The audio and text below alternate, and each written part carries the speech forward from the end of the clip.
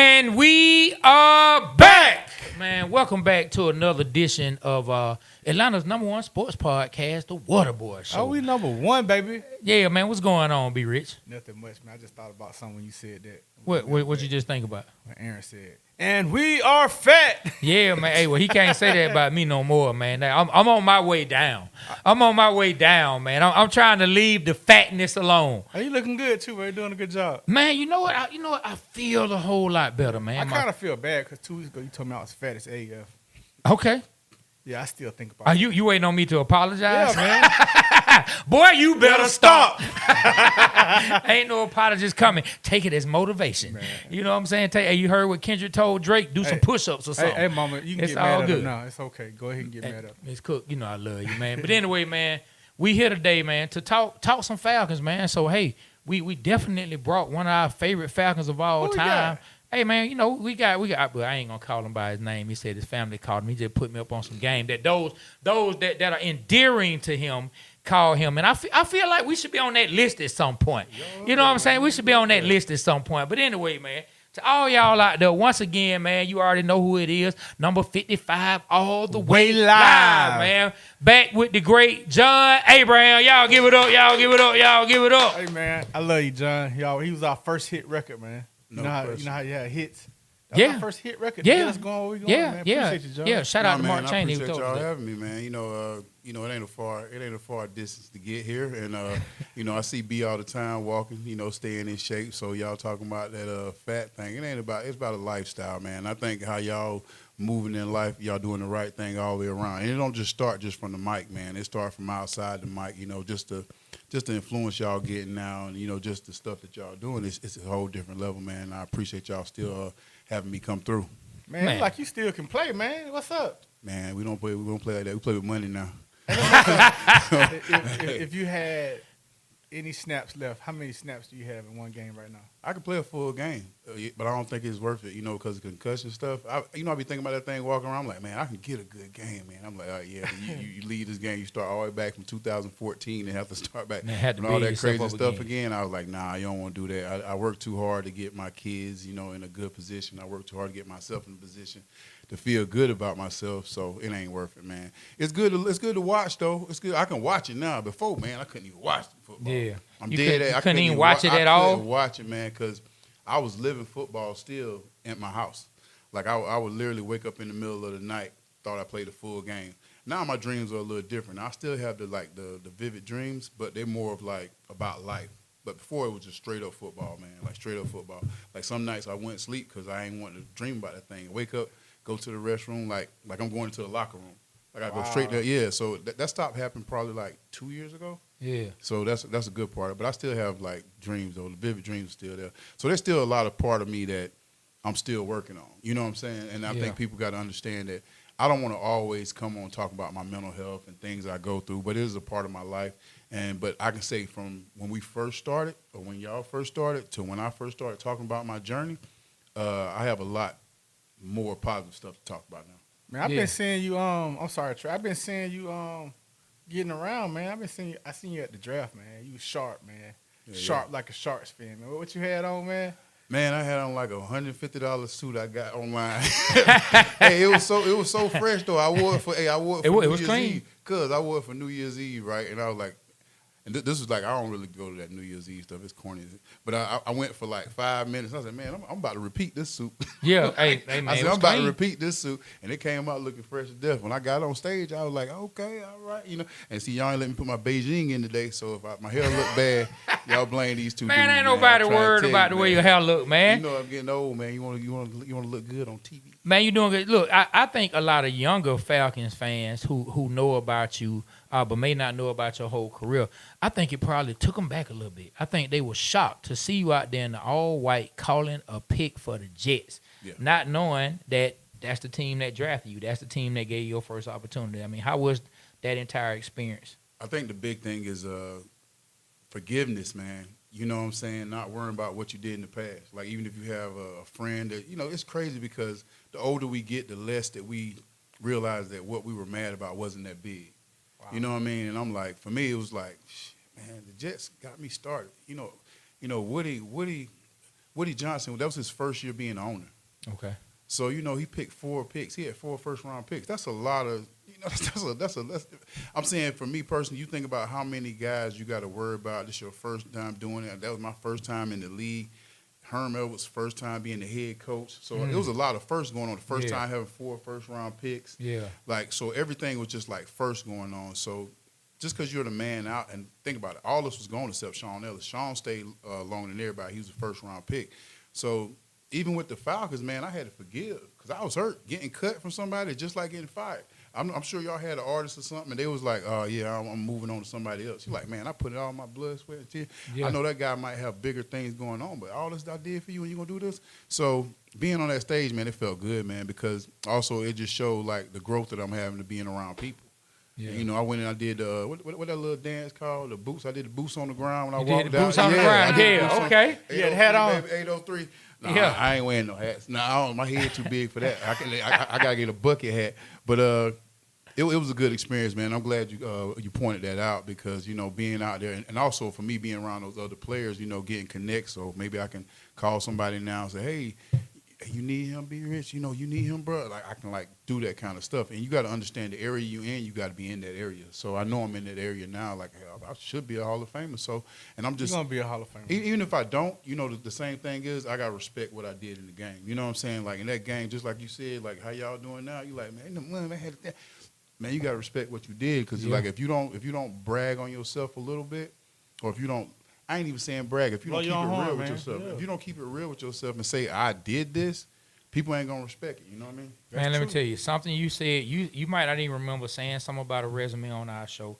We had Brian McFadden, B-Mac on the show. He said something about a resume, and Champ Bailey said just speaking, not even in the same conversation or about the same thing. Just speaking like, man, your resume is your resume, and That's just what it is. Your resume, what you put on the field, what you put on your resume, it should be respected and it should be discussed, and you should be proud of it. Oh, no, you know what I mean? Like Champ was talking, he said he was talking about his Mount Rushmore. He was like, "Hey man, what he did, man, his resume is his resume, meaning they can't take from you what's down there on that paper. What you put out there on the field, they can't take back from you. So you should celebrate it. Fact.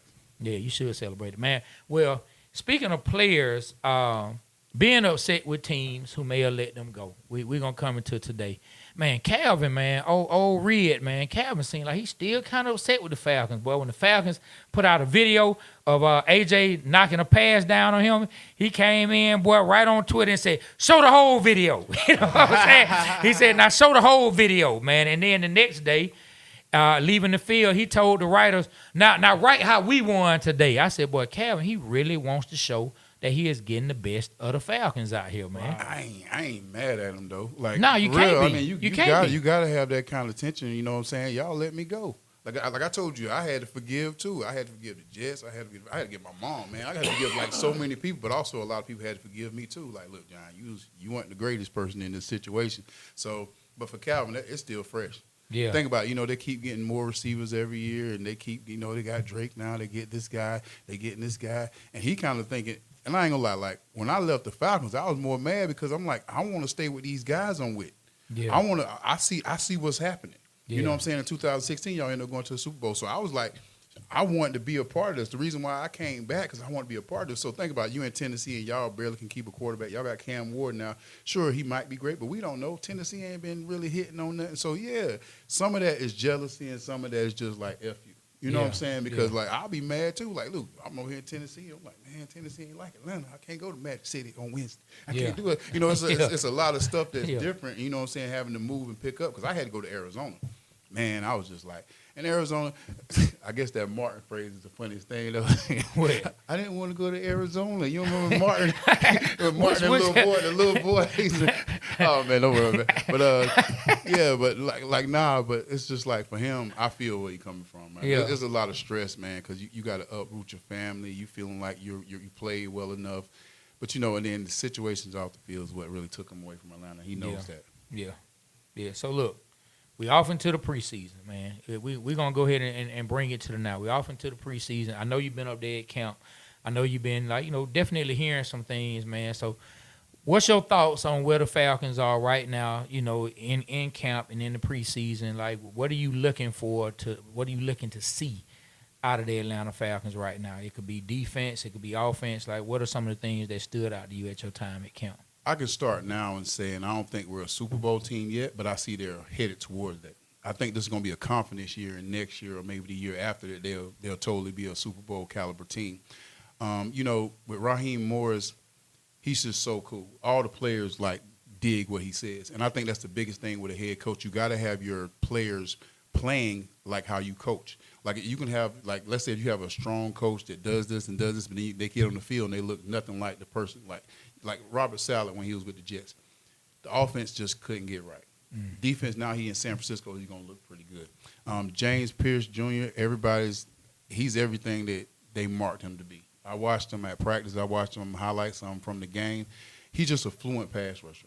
He doesn't have the weight and stuff, and once he learns the game, you're going to see it's scary, man. I'm scared that all my little records are going to be taken down that I have here so far because he has just that fluency. Jalen, y'all know what y'all get because y'all from Georgia. Y'all seen the guy. He's an avid worker. He reminds me kind of Cam Jordan. He's not one of those guys you're going to see just beat somebody off the ball super quick, but that's James Pierce Jr.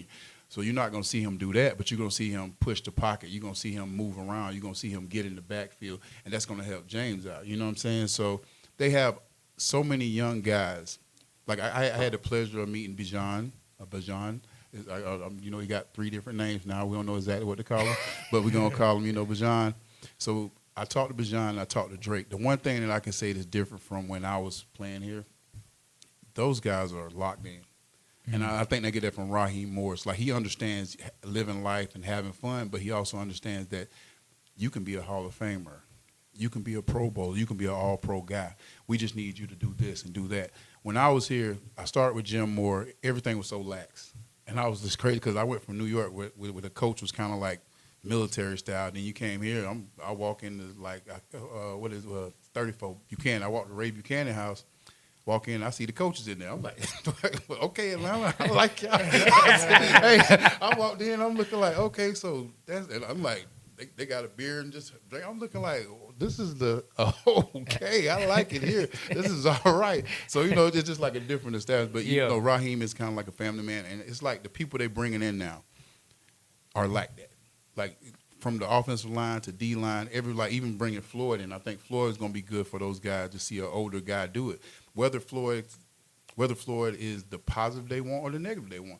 Well, I want to have 10 sacks a year. Floyd is only getting 8.5, 9. I want to push myself past him. So even have that characteristics there. And when I was talking about Drake and Bijan, it's just that camaraderie they have. You don't see anybody beefing. Everybody beefing about James Pierce Jr. because he's just kicking everybody's ass in practice. That ain't a bad thing to have. That's what you want. In a defensive player, you want that. You want the little fire that they're bringing in. Like they said, you want somebody that can come and bring you. It's going to help the offensive line. And I think the biggest problem for this year is the offensive line is going to have to be way better because, they got a quarterback that can move. Yeah. You know what I'm saying? They gave up 30 sacks last year, which is not bad. But you saying that Matthews been there for 13 years going on. We got Newsel starting at center. We got Bergeron. That's the one that I called at the draft. Yeah, I called him at the draft. Okay. And we got McGarry is going to be one of the most important people on the team. You understand why? And they just gave him a contract. But you understand why he's the most important? You got a left-hand quarterback now. So he side. become the blind side guy now. So his position just changed. Like, all this, that's why I like the aggressive defense that, the aggressive defense that they bring in with Jeff Ulbrich is going to make that offensive line better. And that's going to make Bijan better. Because I was talking to him the other day, and I was like, man, Bijan had 1,400 yards. Think if he hadn't had a juke so much. Think if we could see Bijan just hit it straight down the hill. Because you'll see him in the back, I said, he probably had 500 yards just juking. Wait till we see Bijan, because we need more explosive plays, and I think we have a quarterback that can do that. We have Pitts that literally is, we just waiting, and we tired of waiting. You know what I mean? Like, this is really his make-or-break year. You use 1,000 year, your rookie year. That's because Matt will put it out there for you. You have a quarterback that literally went on TV and said that we going to do more of that. Yeah. Y'all golfing together, y'all hanging out. We need to see it on the field, you know what I'm saying? And you possibly can have 3 people with 1,000 yards, and Algiers good guy in the backfield also. So they have everything that they need. And I think Jeff Ulbrich and Nate Ollie are going to be the guys that we're really going to focus on this year because I'm a defensive guy. Offense, y'all might have somebody else come and talk about how the tight end position. No, that ain't my life. You know what I'm saying? I'm looking at stuff like that. But Nate Ollie has been in Philly. He's been in he was in Philly first, then he came from Houston. So you got to think about the guy. He had Will Anderson there, and he had Hunter there. Okay. So you can see almost the same thing with Floyd and Pierce or Floyd and, with Floyd and Jalen Walker. Yeah. You can see all that stuff kind of like accumulate so he knows how to coach those guys. Yeah, well, he also spoke, and B. Rich can elaborate on this because B. Rich spoke to him. Tell him about what Coach Ollie said about Braylon Trice. Okay, when I got a chance to speak with him, he said Braylon Trice is very, very violent. And he said he's looking really good coming off the injury and feels like he could really, be very well, if he has just an injury-free season. What do you think about Braylon Trice? Well, I think that's anybody when it comes to injuries because, like, the reason why I not hurt myself, the reason why I talked about myself so down is because if I had no injuries, it would have been ridiculous, the numbers. I mean, I missed 40-some games, and I ain't trying to bring this about me at all, but I'm just saying when the injuries come, if you look at San Francisco, if you look at a lot of Aaron Rodgers that last year, you look at a lot of these situations where people get injured and their career changes. Trice is a violent guy. He's going to have to keep that coming, though. You know what I'm saying? That's the kind of stuff that getting back on the field, sometimes in the back of your mind, you think about re-injuring yourself. And if you can get over that hump, you're fine. So, with him, I think it's possible. I haven't seen enough tape on him to really, say this guy is awesome or this guy's going to be like that until I, really focus on him. Okay, I want to take it back because this is something that I want to know, and I'm pretty sure a lot of fans want to know. All right, we spent next year's first-round pick, and you touched on Pierce. You say, why do you think he's going to be wrecking havoc? Like, give me, what you see. Like, let us know the real ins and outs because, a lot of people said that was a bad trade for us. No. To do that. So explain to us why that's going to work and what you're seeing. Because I can see you touched on Braylon Trice, but you really touched on Pierce. Yeah, well, obviously, Jeff Ulbrich. If you look at the Jets how they handled the D-line, how they always had a defensive pass rusher. So I think that's the first thing because he knows how to put everyone in a good position, whether it's you can go all the way from the middle linebacker to the safeties with J.C. Bates. He's going to put everybody in position to win. So that's the first positive. Nate Ollie. You have an experienced D-line coach. You have an experienced guy that can, like I said, he's seen these type of players before, so he can automatically put them in the right position. And then you have, it's just been so bad here that they had to do that. I mean, let's be realistic because we talking about it now because y'all suffered 10 years of, you get a flash of, I don't even want to say that guy's name, but, you had guys that y'all drafted and trying to fill a spot. So this is what people don't understand. People think that the Falcons haven't been trying. In the last 10 years, they had 4 first-round picks that were edges. That's not how you. That's not how you want to draft, but that's why you have to draft. And so they've been trying their asses off. You know what I'm saying? Anderson. Yeah, and think about it. And after I left, they still tried. They had OC come in. They had the White Freeney come in. They had guys. And look at all the other guys that are not here anymore that we thought was going to be. I guess AK's still here. He got 6 sacks in the last 3 years, so that's good. But they know that every time they turn that film on, the first thing people are going to say is, where's the pass rushers? Where's the pass rushers? Because you've been hearing it for years, right? So they made an attempt. Like, even when they got Matt Ryan, their attempt was like, look, people ain't going to think about Mike Vick no more. Now they're saying, we're going to do something now. Y'all ain't going to think about the pass rush no more. We're going to bring a pass rush coach in. We're going to bring another pass rush coach in. And we're going to bring 2 studs in, one from Georgia, so y'all got to be on his side because we in Georgia. It don't make sense for you not to cheer for him. Yeah. And then we're going to bring Pierce in because he's the sexy pick. And if you watch him when it comes to hands, feet, and he's the kind of guy that don't like contact, kind of like I was. I didn't like contact. Not saying that I'll play the run and everything, but, quickest way to get off. If you watch him, his hands, you watch his feet, and I'm just sitting here watching the guy. I was like, he don't even know what he's doing, and he's going out there, and he's always around the ball. Like, if you see him, he's always around the ball, and that's what you want in the defensive end. It's almost like he a linebacker / defensive end / cornerback / safety because he's only like 235, 230, but he moves seamlessly. He moves seamlessly, and that's what you want to see in the defensive end. Like, I can see Michael Parsons, but I can see him more fluent than Michael Parsons in some instance because he's longer. He has a longer build, so when you see him just like boom, boom, boom, boom, boom, boom. And he's only going to get better. This is his rookie year, so he don't even know what half the stuff he's doing. Once everything, you get all the information, and you go from year 2, 3, 4, he's going to be just moving like nothing.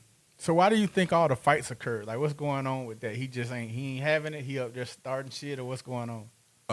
Chip on his shoulder, man. Coming from Tennessee, I can even say when I was at the combine, I didn't know who he was. Because think about it, there were a lot of kids that come in there. And I went to the combine to visit with the IPP players, international players, and I also went just to coach some of the guys. And I was kind of just looking at, Kennard from South Carolina. I wasn't really worried about all the other guys. I'm a Gamecock, you know what I'm saying? Yeah. I do. There's a Georgia boy out there, you're going to look for him. So I got to see Jalen. I got to see a lot of other guys there at the draft. And I didn't know who he was because he was very quiet. He was to himself the whole time. Like, we had these big meetings and everything. I'll see him walk out and do this, and I'm looking like, who is that kid?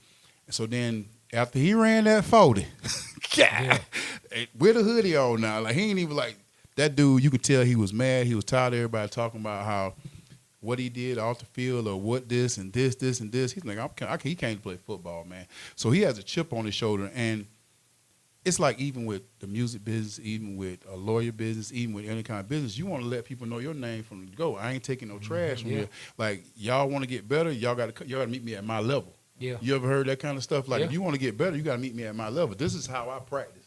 This is how I'm going to practice. So, Matthews, I don't care if you're here 13 years. I'm a rookie. I'm going to show you that you're going to practice today. You ain't getting this little, we're going to get better. So, I think it's more of a pressure thing of him. Like, think about it. I was the second pick, right? We had Sean Ellis at 12. I was 13. Same position pretty much. 2 outside rushers. Sean was this high. It was 12 and 13. And as much as I love Sean, I'm better than you, bro. So you don't think he looking at Jalen like, all right, you went to Tennessee, I went to Tennessee, you went to Georgia, and everybody talking about how great a leader you is and all this and that. I ain't saying he don't like him as a person, but when it comes to like, it's like even if y'all had to make some music right now, you like, man, I love you, boy, but I'm going. So this is competition. Like me and Sean was competing in practice. Like if I got a sack, we was happy, but then it was like, man, I need to get one. So he like, man, I'm trying to push forward because think about it, 3-4 years from now, it's going to be a situation of which one we going to keep. Somebody got to get paid. Somebody might be. It's being real, man. You are rocking with the Waterboyz Show. We are getting real exclusive content from John Abraham talking about how it is to be a defensive end in the NFL, giving us insights on why Pierce is going to be a Hall of Famer. Ain't that right, John? I ain't giving y'all that, but he gonna be. I can see him breaking a lot of my records that I put up here. I can see him if he stay healthy. That says a lot that you. If he can stay healthy, I think because in the regime, getting drafted from the Falcons, they tend to keep the players a little longer. I got traded here. If I was drafted here, it'd have been a wrap, man. Like 133.5 would have been in the wraps. My number would have been up there a long time ago. But it's just like the situation of being traded here. So they don't really choose you. So getting chosen like, Matt, Julio, those guys deserve that because they were chosen for the team. So I get what they're doing. But he definitely has the potential. If he stay healthy and, stay away from downtown, like most people know, like we stay away from downtown really good. Like I wish they would have told me to stay away from downtown. I live downtown, so but you stay away from downtown, you'll be pretty good, man. Hey, John, me and Trey know why you was traded here. We was at the game when you was a Jet, and you gave Michael Vick hell. Remember that, Trey? Yeah. Pure hell. And that's when Trey was like, man, that dude right there, man, the Falcons need to get him. And dang on it, that's when they got us, man. Yeah, that was fun, though, man. Like, the reason I came here is because of the fans. So you probably was one of the reasons I came. Like, real talk, like, it had nothing to do with, anything else. But when I came in here, the environment just felt like football. Yeah. Because, like, when I was in high school, I had a small school, so I kind of knew everybody. So when I came to the Falcons, it felt like I knew everybody. Even though I ain't knew none of y'all or nothing like that. Yeah. It was like when people came here, and when I got here in 2006, that's when T.I. was just popping, Jeezy was just popping, things were going crazy. BMF was popping, Bad Boy, not Bad Boy, I'm sorry, not So Def, yeah. Yeah, no? So Def, yeah. Yeah, So Def was popping. It was like everything was going good in Atlanta then, man. And this the time in Atlanta when people used to give you a bottle. Like, so if B. Rich was over there, I'll send him a bottle. He'll send me one back. It wasn't no hate. Like, when we went in the club, back in the day, we went in the club, it was like, oh, so-and-so can't get in. Oh, let's go get him in. Like, now they got ops. We ain't had ops back then. We did have ops. We had people we didn't mess with, but we ain't really had no ops. I went to the op. Yeah, that dude standpoint. we ain't gonna kill nobody because you might have hit the same chick I hit. You know what I'm saying? We had basketball players over here, football players over here, rappers over here, and it like the industry is just different now. You know, like because we used to love each other, man. We see him come in. Now it was a competition. Now we gonna compete in that club, but you know, at the same time it was always love though. Yeah, man. Look, that was a great time in Atlanta. Got to throw DTP in there too. We'll throw Ludacris and the boys in there. There's so many names to talk about. Yeah, man. It's so many, man. It's so many. Shorty Low, I could have been talking about all the people I talked about was in my building though. Yeah. So that's why I was like, everybody was right. He was my next door. Yeah, now so it was it was look, crazy. when you start naming, I'm trying, and I was So in the many mix. names. I'm trying to pull the names out of my thought process. So many names. But look, I want to go back to you. You touched on him a little bit. You touched on Honor Ebiketie. What do you think we should expect out of him this year? Do you think we can finally see a breakout year? He stayed hovering around that 6.5 type sacks in his career. Do you think with some of the younger boys coming in that he may be able to elevate his game to another level this year? What are you expecting out of him? You know, I want to say yes, but with the people they bought in, I can't see the reps coming. Unless every time he get a rep, he getting a sack. And, you know, like the less reps. And you had the opportunities, you know what I'm saying? And I ain't trying to talk bad about anybody, but when you have an opportunity and you kind of staying real lax, like you don't see the fire in him like I want to see, like I want to be on the field. It's kind of like I'm just proud to be in the NFL. You know what I mean? Like, because if you want to be that starter, you're going to see it when you play. You're going to see it in the practice. You're going to see them more, hey, coach, I need more plays, da-da-da-da. You want to see it. We don't hear about it. We just kind of hear his name, you know, get a sack, and then you kind of, no, I'm jumping up and down. Y'all going to see me. I'm coming to every event. Y'all going to know my name just because I want to play. Like my rookie year, even when I was in Arizona, I didn't play. Like, people don't understand. I made the Pro Bowl in Arizona, but the first 4 games, I didn't even play. Like, people, and I was just, like, okay with it because I'm, like, my 14th year, I didn't care. But then when I started, like, nah, I need to be da-da-da-da, I started telling them I need more plays. Like, you want me to do this. But then somebody got injured. Then I ended up making the Pro Bowl because I had to advocate for myself. I don't know how much advocating he's doing for himself. And, you know, getting 6 sacks is cool if you're a backup. But it ain't going to get you no paper. It ain't going to get you no bag. It ain't going to get you any, like, experience. Like, people love his name because it's easy to say, AK. Like, people say AK, and they like to say that. And got a nice number and everything. But when it comes to playing, they're going to have to keep bringing other people in. You're not important as you think you are. You know what I'm saying? Yeah. Or unless you want to be a professional backup. Yeah, and ain't nothing wrong being a backup. You can get 4, 5, 6 million just being a backup, and you don't got to worry about getting in no trouble. Nothing like that. If you're trying to elevate. If you want to elevate and be like the guy, and they pressed you this year, just bring these 2 guys in. The first game he did play well, had a sack, caused fumble, but also it was a preseason game. And it looked good, but I'm like, for me, it's like too little, too late, because they're going to want to see. Only way they don't have James Pierce on the field a lot is he don't learn the plays. And you still got Leonard Floyd that's going to start. Like, you got 2 guys that are penciled in to start. So you got to say James next because they're going to want to see him early. Even AK, if he do good or he don't, he's still going to be 4th. So you got to think about it. You got to wait till these guys get tired for them to get in. And usually we try to keep it at a 3-man rotation. You know, especially for outside backers. You only want 3 people. You can't take 4 sometimes because you might need a special teams player. You might need an extra quarterback one day. You might need an extra receiver because you don't know if somebody get hurt. So you might not get the opportunity to be in there as much as you are in the preseason. Yeah, real talk. People think that everybody dresses out. No. You have people on the team, but you only dress out a certain amount of people. Man, this the year that he's going to have to show and prove. Like, it really is. Yeah, if he dresses out. If you really listen to what John is saying, like, you can kind of tell the truth in what he's speaking, because how he talked about Pierce, he not no dick rider. John gonna really give it to you how it is. So that makes me feel good hearing him, because when we talked last year with John, he talked about some other things. He kept it 100. So I feel like what he's saying about, you need to be a talent evaluator, man, for these teams. I would for defense. That's about it. Yeah. I don't offense be weird as hell to me. I still don't understand what you supposed to be looking for in a quarterback. I think all the quarterbacks terrible. I still think Kyler Murray terrible. I think Trevor Lawrence terrible. Matt Ryan was good. I like him, but I'm like, Cam was good. I know, but some of the quarterbacks, they be like, oh my God, his arm is. Watch how he puts that. I'm like, you know what? All right, I'm put you on the spot. Michael Penix Jr. Tell me what you think about him.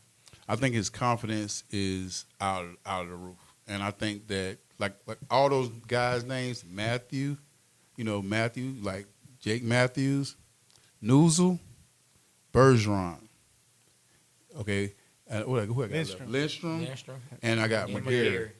Those guys got to make him great. I think the only way he's going to be great because of them. Only way Bijan is going to be great is because of them. And like I said, with the defense that they have now, they're going to make these offensive linemen better. Like, it seemed like if you watch football and you watch their O-line, you don't see any fire. I don't know if y'all see it, but I see it's kind of like back when I played, it was like the echo of the whistle. You block to the echo of the whistle. Yeah. Like, brr, and they still like this. Yeah, they still going. And you see, like I said, even with Bijan, like Bijan should be an explosive back. Like, he should have more than 3 explosive plays. His longest run is like 34 yards. Like every time I watch the game and I seen him in there, and the reason why I'm saying that he hasn't had a really explosive game because what I'm saying about the juking is when you're juking, you give all these defensive linemen and you give these other people time to catch up. So you see if he's going here and he has to go here, these guys are still coming.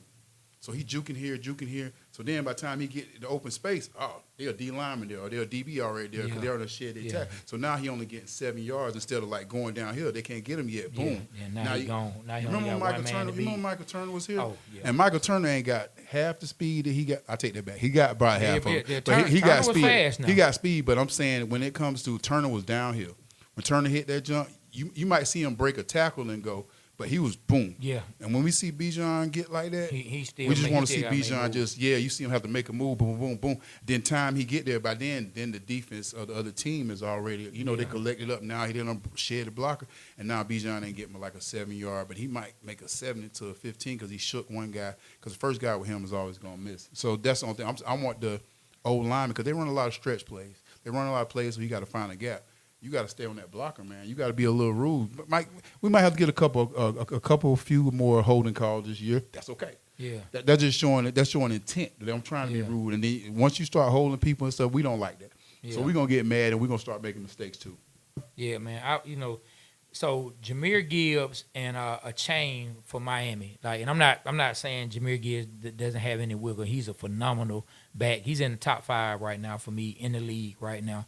But I do see him having more lanes in Detroit than what Bijan is having, able to break those longer runs. A chain down in Miami, he definitely, the long runs I've seen him break, he definitely had that hole, and then he's out.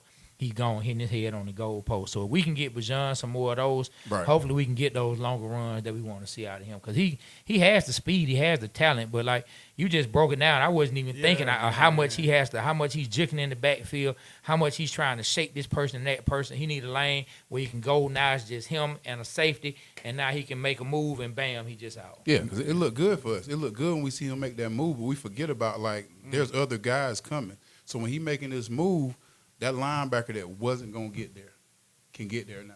Yeah. It brings more people. It makes sense. Like, when you look at it like that, you're like, I love to see him doing them cutbacks. But all that stuff just brings more people to him. I think you just broke that thing down, bro. Like, I ain't never thought of it like that. I like seeing the juice, like he say, man. But, like, Trey, what I say last year, Bijan don't break enough. When he going to break him? That's probably the reason why he's not breaking him. Hit the hole with Bijan, then juke him later. Yeah. Well, look, still stand on the Falcons.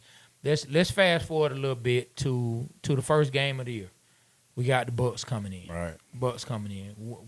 Knowing the Bucs team, like you know it, with the Baker Mayfield and Mike Evans and those guys coming in, what do the Atlanta Falcons, have to do to get off to a fast start this season against the Tampa Bay Buccaneers when they come to the Benz? It's going to be a lot of inexperience for us on the team because, like I said, with the new defensive coordinator, so it's kind of tough to say because I think whoever is going to be the home team when it comes to the Bucs this year are going to win the game. Like, I think Carolina's not going to be an issue for us. I think the Saints definitely ain't going to be an issue for us. So I think the only thing we got to worry about is the Bucs. And like in Florida, I give it to the Bucs. In Atlanta, I give it to us just because the comfortability of being home. It's just different situations. And I think the fans are more into it now than ever, and I'm glad. Maybe they're happy to see another black left-hand quarterback, and they want to come see do good. Yeah. But I think even though they were saying the first training camp day, it was the most people they had in years, and I think that's what we need. And I try not to harp on it too much, but if we can get the fans like Green Bay, if we can get the fans like Detroit has now, we can get the fans that New England have, we can get the fans that come to every game, y'all will see a different type team. Because I know when I played, we rarely had like empty stands. We rarely have empty stands, and that makes you want to play better. I know people like, oh, you're getting paid, it shouldn't matter. It does. Like, trust me, if you're a singer, if you're a lawyer, if you're a doctor, you come in there and everything's empty inside. Not saying you ain't still gonna do your job well, but it ain't gonna feel as good. Now, if you got 50 people out in the line waiting for you, you kind of like, let me get this right because I want to make sure. No, it's a so, like when you come into the new Mercedes Benz, and I still call it the Dome for some reason, but when you come to the new Mercedes Benz, we want to see the fans. Like me personally, when I walk through them, I'm like, hey man, I look like last year I was looking, I'm like, man, ain't nobody in the crowd, and it just didn't feel right. You know what I'm saying? I want to be able to fight through the crowd. Because it brings more energy to you. I want to see a lot of, Penix jerseys. I want to see, more Bijan jerseys in there. Because like that kind of support, people don't understand how much it means. Just to get in the checks is good sometimes, but having that support from the fans, it takes you to a whole nother level. Look, and how you related it to music, and that's the best way. With me and B Rich, of course, you know that. But for the fans who don't know that, me and B Rich coming from the music industry, it's a big difference when you're getting ready to do a show and it's a few people out there. Than those shows when it's already a packed house. Right. You feel the energy backstage. People peeking out. Boy, it's packed out there. People peeking. Oh, boy, it's a whole lot of people out there. Everybody excited. The adrenaline is going. Everybody is ready to go. The prayer be praying even harder. You know what I'm saying? Hey, Trey. Everybody is going crazy. What's up? You remember one of our biggest shows we went to in the beginning was in Denver? The 303. Yeah. Feel it, man. Yeah, like man. When you said that's like, that was crazy, crowd, man. Just a packed house, like just the energy from it. So I can imagine as a player having that same type of energy from the fans. Like, here looking up and then, like 35 to 40% of the stadium, people not in their seats yet. That's a big stadium. Yeah. You want it to start off the way it should start off. I can imagine, man. Like NFC Championship game 2016. Man, that was crazy. Like, I know we can't duplicate a playoff atmosphere every single time, but if we could get just any of that kind of energy going, like the building was crazy. Trey, that was crazy. That was the last game at the Georgia Dome, wasn't it? 100%. You was there. I was there. How was that, man? Man, it was one of the most amazing games, one of the most amazing Julio go feelings. off on that one? Yeah, man. Yeah, every whole team went off. Boy, whole team went off. Spanked the Packers, man. It was crazy to be a part of it. And just the energy, man. That's the thing I remember the most. The energy around it. Even going into the stadium, like you felt the energy from the fans. Like everyone felt like something was going to happen that day. Right, something right, good right. was going to happen.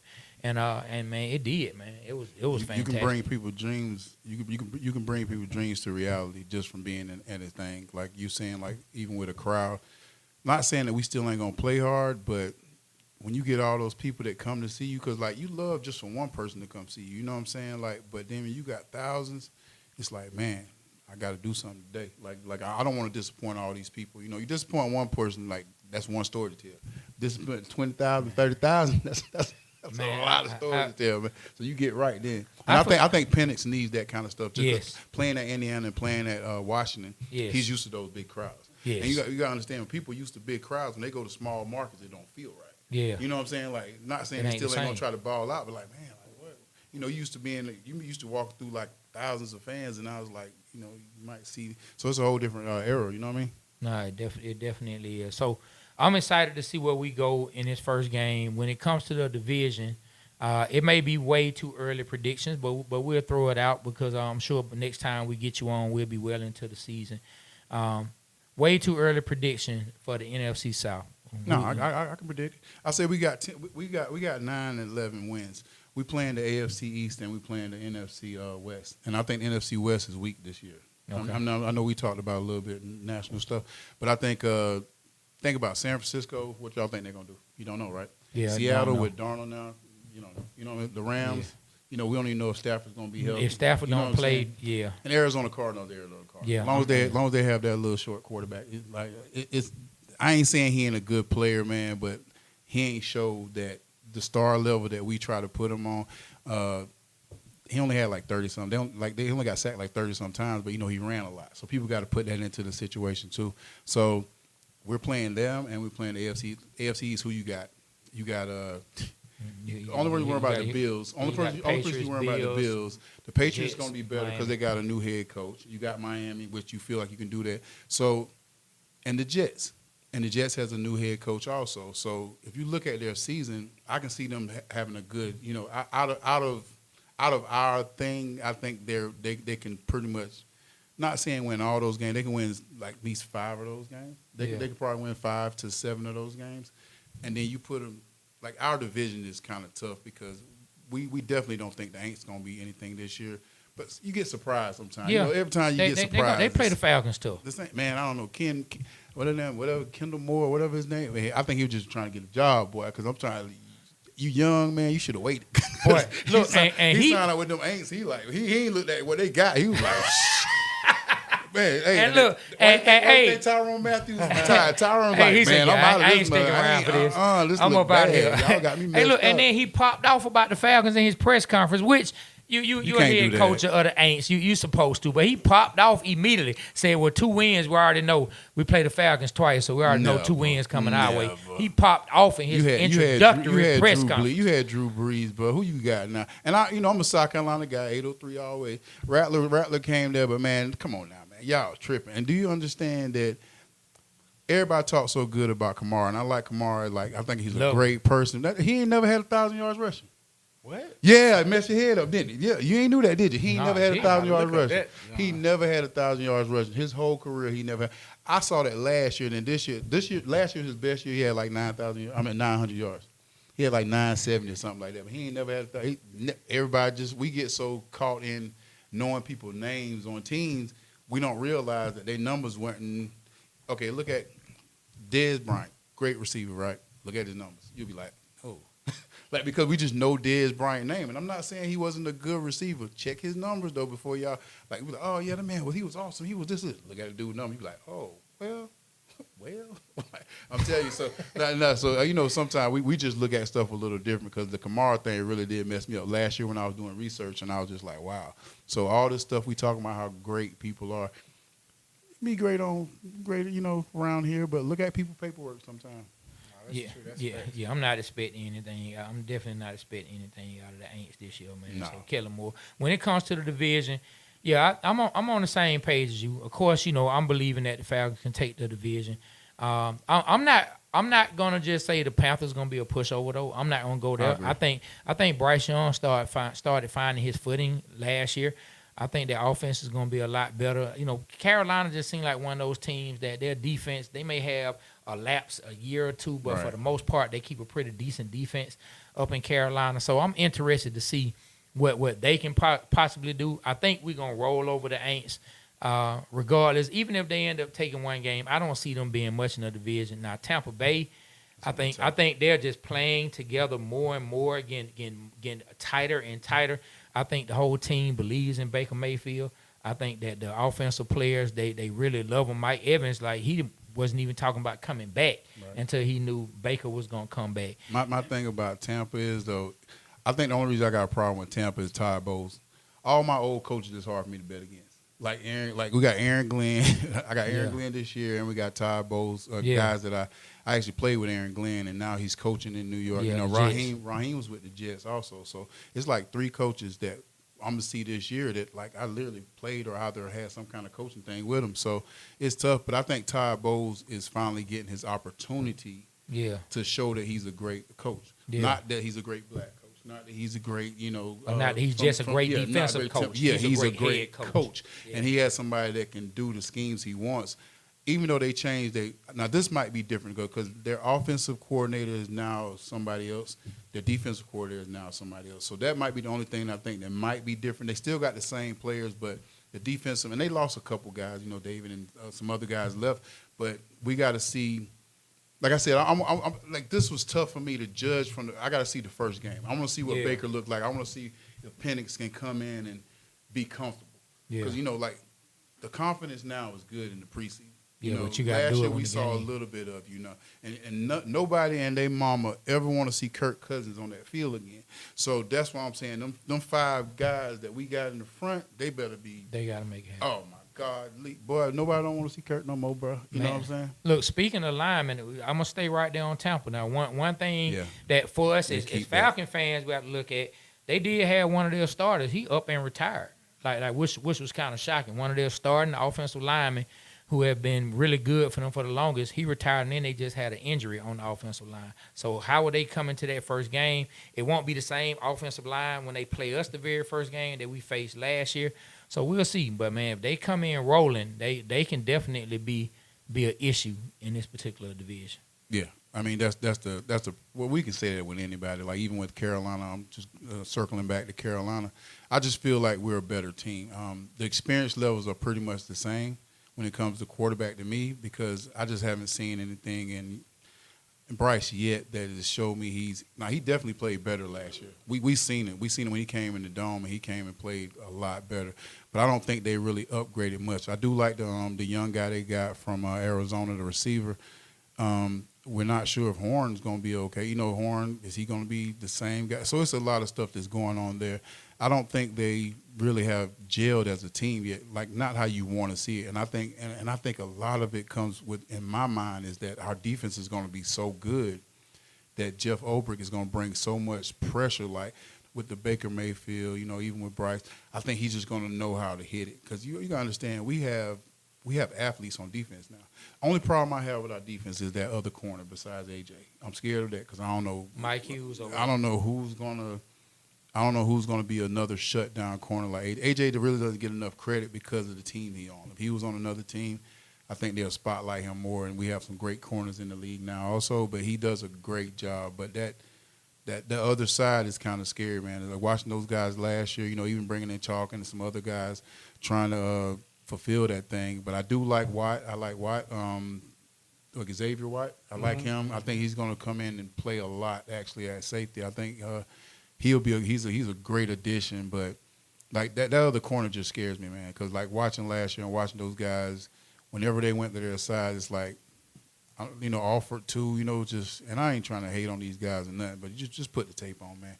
Like even that Jetta catch, like when that Vikings game, when he was just one guy, that just showed that somebody that turned around. Another player, It looked like you're playing Madden. He was sitting there waiting for the ball to come down, and being an athlete, you got to have some kind of ball location. Like it's like covering a punter, I'm like, so that kind of like took all my little confidence I had in that guy was just like, yeah, I don't. Nah. But no, that's the only problem I see us having on defense, though. But I think our defense is going to be so good that speak it, John. Yeah, no, I'm serious. I think it's going to be so good that it's going to be tough for Carolina to be. I think that's going to be our strength. And you got to understand, if you have a good defense, you get 3 and outs. I used to love getting 3 and outs because I know Matt was going to take it down the field. With Penix, that's what you need. Keep him on the field as much as possible. You want that 70%, 80%. You want the end of the game. You want the plays to be 60 plays for offense and maybe 30 plays for defense. You don't want all that. People don't understand how you putting up 80 plays in the game as a defense. They say, "Oh, this defense not good," but then you like they playing 80 plays. They tired. Even if you getting three like yards of play, you still gonna be tired. That's 240 yards right there. So people don't put that in there. So I remember some games we played our ass off, but then you look at the stat sheet. Oh, they had 100 yards rushing. They ran the ball 50 times, so that's 2 yards a rush. You know what I'm saying? So trying to keep your defense off the field, 3 and outs, and I think that's gonna. I really think that's gonna be the big thing for them this year. So that's why it's hard for me to judge this year, man, because I've been sitting here trying to break it down, like, for the last weeks. Like, I can see us killing the Bucs, but, you know, if one play goes wrong, you know what I mean? Because Baker ain't going to quit. Baker ain't no quitter, you know what I'm saying? And in Carolina, I just think, let's say if we have a bad game and Carolina comes in. So it's kind of tough this year, man. Yeah. Except for the Aints. I don't give a shit. We ain't playing that. We lose to the Aints, we're going to have an issue. I want to take you somewhere else. I haven't had a chance to talk to you about this, but I want to talk about Shedeur Sanders and the Cleveland Browns. I want to ask you 2 things.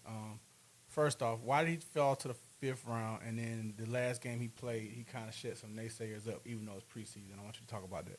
Well, the 5th round thing, I don't think nobody can explain it. I don't even think the NFL can explain it. So I think that's a bigger question for,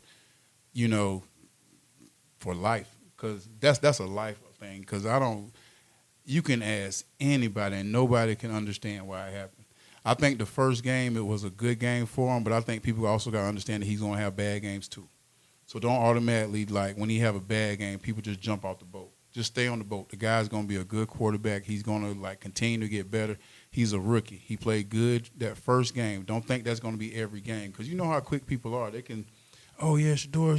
I saw so many people just jump back on his wagon after this game, and I'm like, man, I can't stand none of these people because let's say if next game he plays and he throw a couple interceptions or something like that, oh, that's what it was. That's why he was a fifth-round pick. No. You got to understand, Peyton Manning had more interceptions than he had touchdowns his rookie year. That he did. These all this stuff that people don't understand. Like, you want to quarter. You acting like Trevor Lawrence is doing this amazing job down in Jacksonville. I want people to get the same opportunities. Even if he was a fifth-round pick, he's still Shador Sanders. What he did in college is enough that he should have been a first-round pick. Everybody felt that way. Whether it's the politics of the life, you know. And one thing you know about business is people call and talk to each other. So in the draft rooms, you know people were calling like, oh, no, we're not taking him. Oh, no, we're not taking him. Yeah. Third round came, no, we're not taking him. So everybody knew that. Everybody in the NFL, all 32 teams knew they weren't going to take him. They knew it. It's not even something to hide. Like, we're not stupid. We've done business. You know behind the doors the situation and people calling and saying stuff like that. But like I said, just give that man grace. And 2-3 years from now, he's going to be that pro that we want him to be. But right now, like, if he goes out and next preseason game and doesn't play as well, I don't want people to fall off that boat because I think he's handled it better than any probably man at 22 years old would. You know, a lot of people, you know, dropping that, you know, I think Aaron Rodgers just dropped to the bottom of the first round, and he had a chip on his shoulder. So how you think how big has a chip on his shoulder? But how big you think his chip should be being going from the first all the way to the fifth? But he ain't acting like that though. He's still being himself. Yeah. He's still handling mature. He's not crying saying this. He like, look, I'm getting my reps. I'm trying to get better. He ain't out here saying, y'all know I should have did this. Y'all messed me up. He letting everybody else do the talking for him. He doing what he got to do. He putting it on the tape. You say you had one more question for him? No, he answered. I asked both of them at once. Man, so speaking, well, I won't say it just yet, but Shador Sanders is kind of part where I might go with this. But I wanted to ask you, like, to you, what's the most interesting division to watch in the AFC this year? Like, if you can pick AFC and NFC, what divisions you paying attention to the most in the AFC? And what division you paying attention to the most in the NFC? Well, I'm going to say the AFC East just because Aaron Glenn, the New England Patriots has a new coach. And everybody feels like this is the year for Josh Allen to get past the hump and become a Super Bowl-type quarterback. This is his year. Everybody feels that way because nobody kind of feels like Baltimore is ever going to – they don't feel like Lamar is ever going to get over it. So I really do feel like Buffalo is going to pretty much – not saying sweep. I think the Jets are going to be better than people think, even though it's a first-year head coach. I think Aaron Glenn is going to be better than people think he's going to be. But I think the biggest mark on everybody is pretty Lamar Jackson and Josh Allen. I'm not sure if Kansas City is going to be that squad like they were last year. I can't see Super Bowl caliber team this year. I think they're still going to be a good team, and they're going to be somebody that people want to face. But you can kind of see it deteriorating a little bit. You don't see this offseason, it seemed like they did more relaxing than they did before. I didn't see I seen Travis a lot with Taylor. I seen, I guess Mahomes spending a lot of times with the kids. We didn't see a lot of, like, passing. We didn't see a lot of people doing work. You know what I mean? Like, even Xavier, he got his haircut now. Xavier Worthy got his haircut. But I didn't see, you like to see the offseason when you see, CMC's working. You see Bijan's working. I didn't see anything like anything. Only thing I saw that it was like Travis is coming back this year and he's going to have a chip on his shoulder. And I'm like, but we don't see him like out here doing stuff. We see him in movies. I saw him in Happy Gilmore too. All right, movie. But no. So it's a lot of stuff that I didn't see that I wanted to see in Kansas City this offseason. We lost the Super Bowl. But they kind of have that confidence now. We don't got to do all that. We're that good, and I think that might bite them in the butt. So for the AFC, I would definitely go with the AFC East. I think the Jets, as we watch them now, I think the Jets are going to be good with Justin Fields. I think, like I said, I think Josh Allen has something to prove this year. And if they're terrible, the whole AFC is going to be terrible. Man, I'm looking at like with Aaron Glenn, with your knowledge on him, like personally as a player and as a coach, I can see why you paying attention to the Jets. You make me gonna watch the Jets even harder now. And Justin Fields, so far that first preseason game, he looked really good. I think the team that I'm watching in the AFC, that I think the most interesting division, and we brought up Shador, I'm gonna go with the AFC North. I'm gonna go with them. I'm gonna go Lamar. Can them boys get over the hump? Can they finally get over the hump? Like, can Lamar finally get them to a Super Bowl? You got the Bengals. It all comes down to quarterback play in that division to me. You got the Bengals, where I know what Joe Burrow is going to do, but can he get that team out to a faster start? They've been starting out 0-2, 0-3. Here they come, firing back at the end, playing catch-up, and sometimes they hit on all cylinders near the end of the season. Last season, it was one game too short, you know what I mean? But can they get off to a fast start? Then in Cleveland, what they going to do at quarterback? You know what I mean? That's what I'm looking at, what they're going to do. Are they going to give Shador a real chance? Are they going to run Gabriel out there? Like, what are they going to do up there in Cleveland? And then, of course, like the last, but certainly not least, you got the Pittsburgh Steelers. What is old A-Rod going to do in Pittsburgh? There are a lot of people who feel like A-Rod is washed. It's a lot of people, and when you got a future Hall of Famer who I think more than likely will end up first ballot Hall of Fame, you got a Super Bowl champion, you got somebody who's definitely considered top 10 best all-time quarterback. It's hard to count them out, but when you add in injury, you add in age, I really don't know what we're going to get out of A-Rod in Pittsburgh. So I'm watching that division because it should be very interesting. We know what Mike Tomlin brings as a coach. But can A-Rod come back to some resemblance of himself? Because it didn't look the same in New York. No. It didn't look the same. You didn't see the same A-Rod making the same plays. It was more mistakes. So that's the division that I'm paying attention. You like soap opera stuff.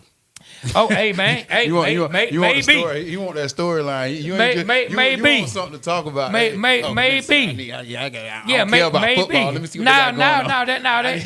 That is football because like if he can like just bring a little bit of what he was, the Steelers gonna be an issue because we know they gonna bring some kind of defense to the table. The Steelers, they always going to be a tough team. So you think Metcalf is going to be that guy? I mean, like, they got rid of Pickens for him, so you think he's going to really take it? Well, talking about as a receiver up there in Pittsburgh, man, I think he already solidified the type of receiver he is. Now, I will say this. Watching Metcalf, he'd be like, explode one or two games, then it'd be kind of laid back. That's what I kind of don't see. I don't see the consistency. Do you see that too? No, he explode. Then it's kind of laid back. See the numbers. His numbers didn't shock me like I thought they would. He has great years, but I was like, dang, like we just really like this guy because if you look at it, he hasn't had that, 1,600, 1,700. That's the kind of we look at Jalen, you look at Jamar Chase. Like this league is to be a great receiver. Not saying you have to get a triple crown, but saying that you need to get over 1,500 yards. Yeah. We want to see one of those years. Like if you're scraping 1,100 every year, it's like it's cool. Especially you playing 17 games. Like Mike Evans does it, but Mike Evans is a great receiver. Oh, yeah. He's a great. Now I'm not trying to say 100%. that. So when I'm saying this, don't say that I'm taking anything away from Mike Evans. He's done it for like 11 years straight, so it's ridiculous. Yeah. You know what I'm saying? But I don't see the explosion that I want to see. I want to see more deep balls in him. Even like with us, like with Drake London, I'll tell him to his face. I say you remind me of Mike Evans, and I say that because. Mike can take it to the house every now and then, but I haven't seen that with Drake yet. Like I think the only thing that we're missing in the Falcons is that them home run balls that we're used to seeing with Julio. Like you get a 5-yard route with Julio and it's to the house. Like we haven't had that in any. We didn't have that in any concept with any like we didn't have that. I think the only time we might have had it was on like that one play. I can't even think of his name right now. The guy we just signed, he number 4 now. Hodge. Oh, to my heart. Yeah. Well, of course we got Mooney. Mooney can do some people over the top. Yeah, but I mean, I'm trying to play that was made in the game. Yeah, Kadarius Hodge got the speed. Kadarius Hodge in the Tampa game. When you see the one play, somebody just boom. I'm not talking about. No, I get what you're saying. I'm not talking about like. I'm not just having speed. I'm not talking about throwing it deep. I'm talking about. You're talking about 5-yard boom, accelerate, explode. Like when I hear explosive plays, I know explosive plays is really talking about numbers. But when I say explosive play in my mind, it's somebody making something out of nothing. Like it's like. When we watch Saquon Barkley, you'll see him hit the hole, and then you'll see him go 30. So it could have easily been a 5-yard run. Like that's why I call it explosive. Explosive was for like on paper. No, I get what you're saying. Get 30 or 40 yards. No, I get what you're saying. For me, explosive is like when you see Julio, he'll catch it here. Yeah, and then next thing you know, you just start seeing this. Yeah, like, he gone. Yeah. So that's the kind of stuff that I think we're kind of missing because I want to see more of that, and I think we possibly have the players that can do it. Like with Kyle Pitts, like we know you can run fast. We want to see you catch these short out routes and just turn up. You know what I mean? Like I want to see Bijan get that. I love him to see just a freaky looking screenplay. And screenplays, you might get 15, 20 yards. Just see him break it. You know what I'm saying? Take it there. I think that's the explosion I want to see. And you want to see the fans really get into a game. That's the kind of stuff. If we're coming to a game, or if you're a fan and you're coming to a game, but you're not expecting nothing like that. With Julio, people came to the game because they didn't want to miss a play.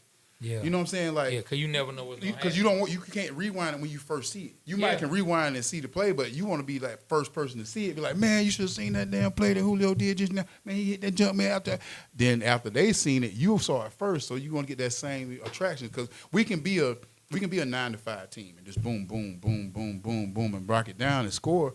But when it's to the point that it's 28-21, we got like a minute left on the clock. We need some plays. You want boom, you want somebody bam and take it there. Yeah, you want to be able to turn it over like that. You know what I mean? Yeah, no, I'm with you on that. Well, funny how time flies when we having fun, man. Trey, you want to take us on out of here, man? Last takes. Oh man, we going already. Well, one last thing I did have to ask John about before we go. I can't shut it down without speaking on the ring. My man got a real sharp ring right there, man. You want to tell the people what that is right there? Yeah, man. That thing real sharp. Well, y'all knew last time I came here and I told y'all about it, and I know B Rich know about it. But I graduated from college finally. Man. So yeah, my mom said she wanted the ring, but I said I'm gonna wear it a little while. If anybody know me, I don't really. I don't like. If you come to my house, you wouldn't know I played football. Like I don't have pictures up of myself. I don't. Like trophies and stuff, I don't keep none of that stuff. I get it to my mom, I get it to somebody that I think care more about it. But for this ring, I was like, you know what, I'm gonna keep it. So it means a little something to me. I'm gonna eventually get it to my mom because I don't want to lose it. But it is what it is, and I think it's something that I needed to do for myself. And I think that's a lot of stuff that we think that we don't have time. You always have time, but you just gotta get started. Man, hey, look, so I'm glad that I touched on that because I think that's so important for so many people. It don't matter your age. Right. It don't matter where you're from. It don't matter what you're doing. Ryan Cameron said something to us when he interviewed with us last year, and that goes to you going ahead and graduating. He said dreams don't have deadlines. Exactly. And that's super important. So I'm glad we touched on that, man. Congratulations. Appreciate all y'all out there. You get inspired by the plays. You get inspired by the highlights that you go and watch. But you're looking at a man who went ahead and got his degree, went back and got it, man. And so that should be saluted the same way we salute the plays, man. I respect that. I definitely respect that. But look, man, we about to get on up out of here. So John has already said, like, he coming back. He coming back. He coming back. He's going to be coming once a month, man. We're going to be talking about all things current about the Falcons and around the league. And, hey, man, look, Falcons, we're going to get it this year, man. So, like I always tell y'all, the Waterboyz Show, we represent Atlanta because Atlanta represents us. On behalf of myself, Trey, my partner, B Rich, the great John Abraham, number 55, all the way live, and Aaron, Pittman, the Waterboyz Show, we are out. Kill the camera.